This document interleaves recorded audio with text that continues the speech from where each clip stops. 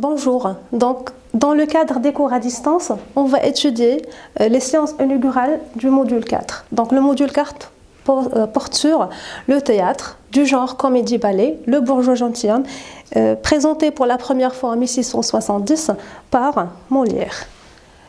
Donc, la compétence ou bien les compétences, c'est connaître le contexte historique et le contexte direct de l'œuvre. Donc, contexte direct de l'œuvre, c'est-à-dire pourquoi l'auteur ou bien le dramaturge a écrit cette œuvre. Et par la suite, on va formuler des hypothèses à partir de la première de couverture. Donc, premièrement, on va voir le contexte historique, surtout la France au XVIIe siècle, le contexte direct de l'œuvre, le théâtre, genre théâtraux. On va se focaliser sur la tragédie, la comédie et le sous-genre qui est la comédie-ballet, biographie du dramaturge, le paratexte et le résumé.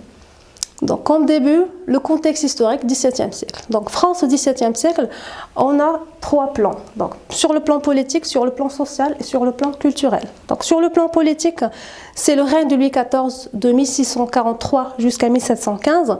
Sur le plan social, on a trois classes sociales. Donc, la noblesse, le clergé et le tiers-état. Donc, quand on parle à propos de la noblesse, on parle à propos du roi et sa famille. On parle des barons, des comtes. Et je dirais des marquis aussi. Donc pour le clergé, on parle de l'Église ou bien les hommes de la religion ou bien les hommes de l'Église. Les tiers-états sont composés principalement par les bourgeois. Donc sur le plan culturel, on a littérature et art. Donc ce plan est dominé par le théâtre. Donc on a des créations de pièces de théâtre et leurs représentations. Donc je souligne ici pourquoi je dirais le XVIIe siècle est focalisé sur le théâtre. C'est parce que Molière était le divertisseur de Louis XIV et donc automatiquement on va avoir, je dirais, sur le plan culturel, on va avoir le théâtre qui est le plus utilisé ou bien le plus fréquent ou bien le plus vu. Donc pour, je dirais, l'autre partie, c'est le noble vs bourgeois, c'est-à-dire noble et les bourgeois. Quelles sont les différences qui existent entre un noble et un bourgeois, puisque tout à l'heure on a parlé à propos des classes sociales, on a dit la noblesse et les tiers-états, ce sont des bourgeois. Donc pour le noble, c'est une personne qui est riche de naissance, alors que le bourgeois, c'est un nouveau riche qui s'est enrichi grâce à un commerce. C'est-à-dire il était une personne normale et puis il a fait un commerce et voilà, il est devenu riche. Mais le noble, bien sûr, j'ai dit, il est riche de naissance. Deuxièmement, il a un titre de noblesse, d'apostrophe de là, etc. Par exemple, je donne un exemple. Je donne l'exemple de l'auteur Honoré de Balzac, Dubière, Delacroix, par exemple, Eugène Delacroix, qui est un peintre tellement connu. Et puis, pour le bourgeois, il n'a pas de titre. Aussi, pour le noble, la noblesse n'est pas il n'est pas accessible à toute personne. Il s'agit d'une qualification qui est héréditaire, c'est-à-dire il s'agit d'une filiation, c'est-à-dire c'est un titre ou bien c'est un privilège qui est pris d'une génération à une autre. Alors que le bourgeois, je dirais, tout le monde peut devenir un bourgeois puisque tout le monde peut devenir riche en faisant un commerce. Et bien sûr, je note ici que quand on dit noble, on dit gentilhomme. Ainsi qu'un bourgeois, il peut devenir un noble si jamais il va se marier avec une personne qui est noble. Donc, contexte historique direct de l'œuvre. Donc là, en 1669, Louis XIV reçoit l'ambassadeur turc qui est appelé Süleyman Aga pour restaurer les liens diplomatiques entre les deux pays. Et là, la France cherche à faire des liens avec les grands pays aussi. Bien sûr, là, on parle à propos des Turcs, donc on parle à propos des Ottomans, donc qui était un empire. Donc là, on parle à propos de l'Empire ottoman. Et donc, Louis XIV, il reçoit un invité qui est tellement, je dirais, important. Et donc, pour cela, le monarque ou bien le roi Soleil, qu'est-ce qu'il va faire? Il va essayer d'éblouir, je dirais, son invité. Et donc, qu'est-ce qu'il va faire? Il va s'asseoir sur un trône d'argent tellement couvert de diamants. Et bien sûr, il va porter des habits qui sont somptueux. Mais malheureusement, la réception va être un échec absolu. Donc, il ne va pas produire l'effet escompté. Et donc, ça va être une déception du roi et une déception aussi de l'invité parce qu'il n'attendait pas à ce que ce roi va faire tellement de choses pour un invité qui est pour lui anormal. Donc, le monarque demande alors à Molière, son divertisseur, d'écrire une pièce de théâtre pour immortaliser l'événement ou bien l'avènement de l'ambassadeur et critiquer les Turcs. Bien sûr, le roi Soleil n'a pas accepté à ce que ce Turc ne soit pas ébloui, ne soit pas émerveillé. Et donc, il va demander à Molière de se venger des Turcs et de cette personne qui est venue chez lui, et donc par une pièce de théâtre qui va donner naissance au bourgeois gentilhomme.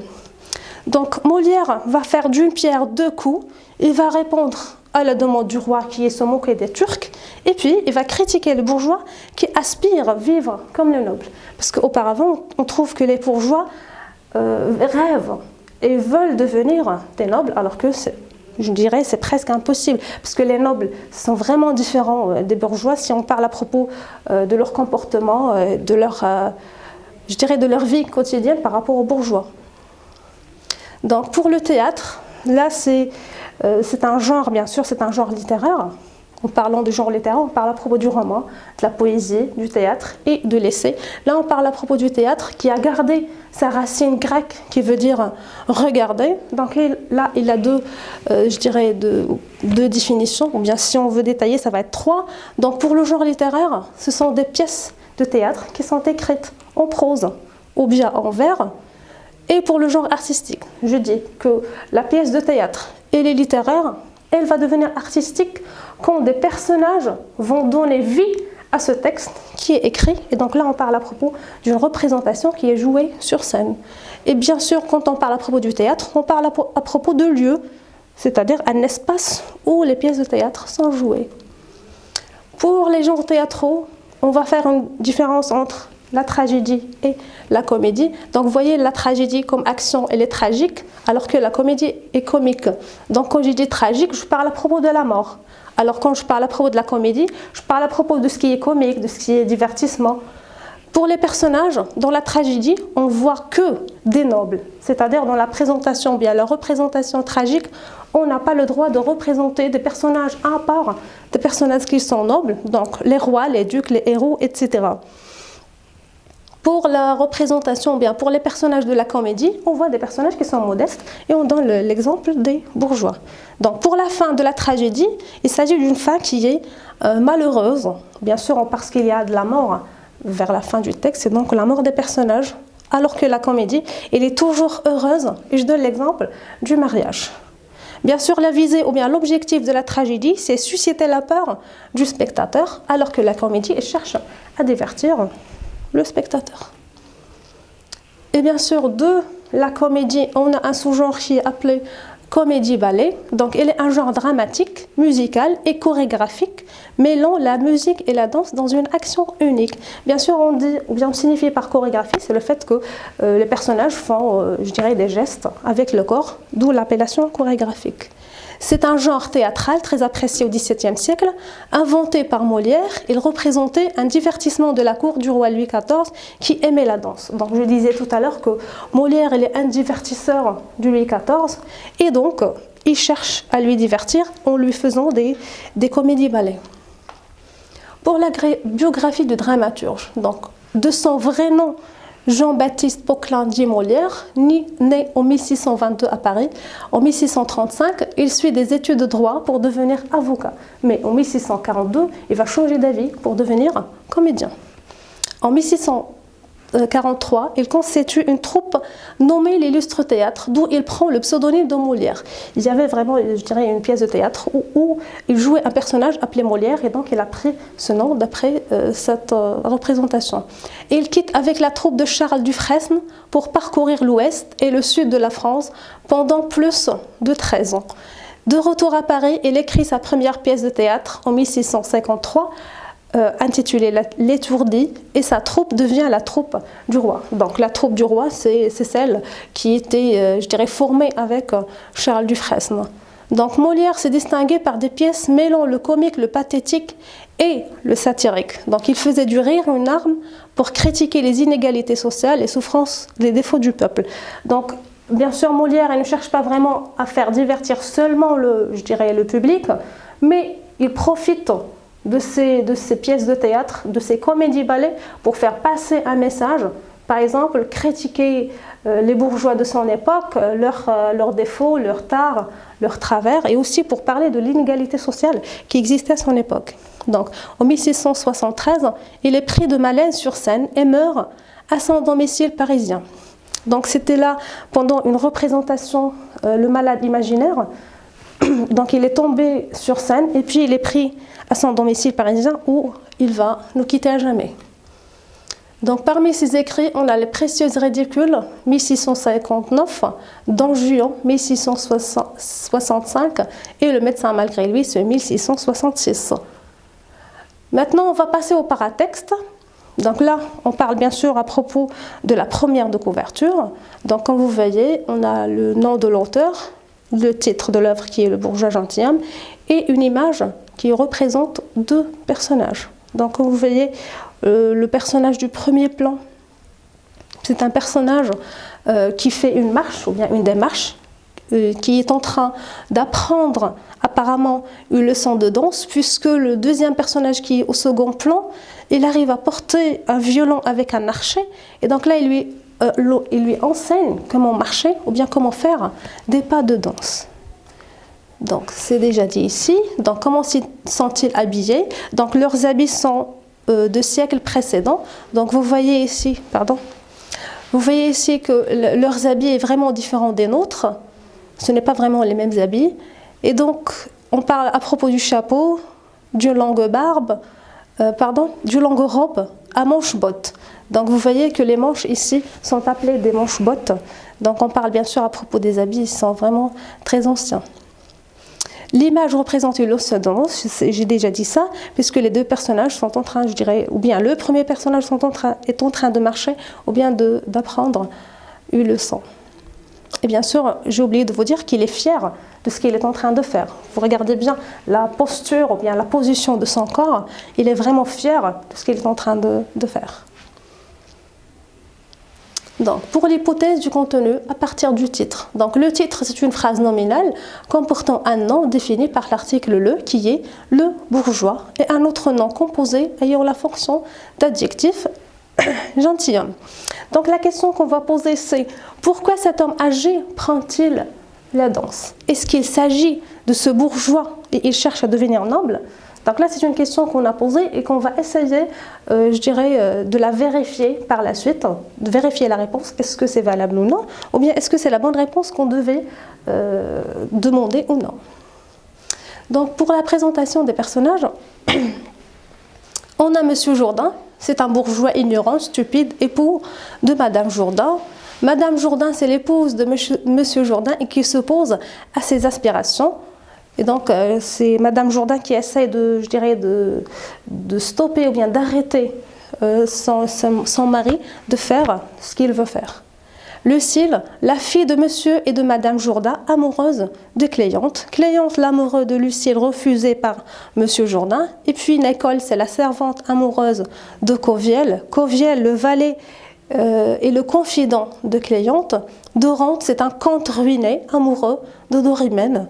Dorimène, marquise, veuf et riche, convoitée par Monsieur Jourdain. Et puis, on a tous les maîtres, les élèves et puis les laquais. Là, on est arrivé au résumé. Donc, Monsieur Jourdain, c'est un riche bourgeois dont l'obsession est d'appartenir à la noblesse. Donc, maintenant, on va vérifier l'hypothèse de tout à l'heure. On va dire c'est oui.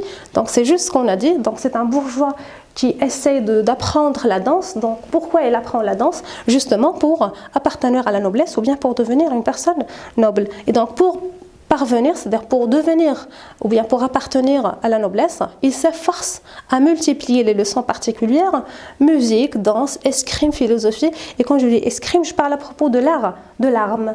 Donc là, le personnage, il est en train d'apprendre beaucoup de leçons pour devenir une personne gentilhomme.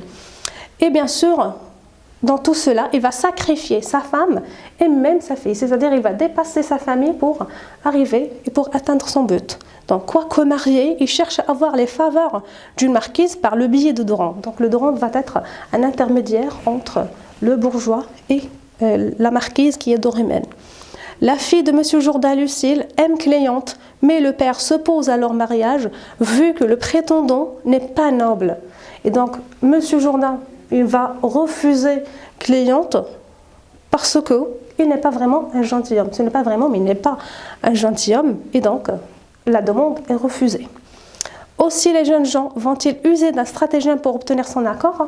Donc, la question c'est, est-ce que ces deux personnes qui sont vraiment amoureux, est-ce qu'ils vont faire quelque chose pour convaincre le Monsieur Jourdain je dirais, d'accepter, de leur donner leur accord, bien son accord, pour se marier. Et donc maintenant, on est arrivé à la fin. Donc, est-ce que vous pouvez répondre à ces questions, puisqu'on a parlé pas mal de choses. Donc, que veut dire le mot théâtre? J'aimerais bien, puisque vous avez vu maintenant la vidéo, donc est-ce que vous pouvez définir qu'est-ce qu'on a dit à propos du mot théâtre? Et donc, si vous vous rappelez bien, on a dit qu'il y a, je dirais, définition. Il est défini comme un genre littéraire, comme un genre artistique et comme un lieu. Donc, quelle différence existe entre la tragédie et la comédie? On a dit que la tragédie, l'action est tragique, donc elle se termine, je dirais, avec la mort des personnages, alors que la comédie, il cherche à divertir, je dirais, les personnages. Donc, bien sûr, les personnages, pour la tragédie, ce sont des personnages qui sont nobles, alors que dans la comédie, on a des personnages qui sont modestes, et on a donné l'exemple des bourgeois. Donc, en quoi le noble et le bourgeois se dissemblent-ils? C'est-à-dire, quelles sont les différences qui existent entre un noble et un bourgeois? Donc, comme on a dit, un noble, c'est quelqu'un qui a un titre de noblesse, c'est-à-dire qu'il est noble dès la naissance, alors que le bourgeois, c'est une personne qui a fait de l'argent, qui est devenu, il n'était pas riche, mais il est devenu riche grâce à un commerce qu'il a fait. Quel est le véritable nom de Molière? Donc là, vraiment, vous devez marquer, vous devez graver dans la mémoire le nom, ou bien le véritable nom de Molière, qui est Jean-Baptiste Poquelin. Donc, pour les personnages, quels sont les personnages principaux de l'œuvre? Bien sûr, il ne s'agit pas vraiment des personnages, parce que l'œuvre est focalisée, je dirais, autour d'un seul personnage qui est le bourgeois, et bien sûr qui est nommé Monsieur Jourdan. Donc, on arrive à la fin, je dirais, de cette présentation aujourd'hui, mais bien sûr, il nous reste pas mal de séances à faire par la suite. Et puis, j'aimerais bien que vous faites une petite recherche sur ce qu'est le lexique de théâtre, parce que ça va être la leçon, bien l'activité de la prochaine séance, si Dieu le veut. Merci.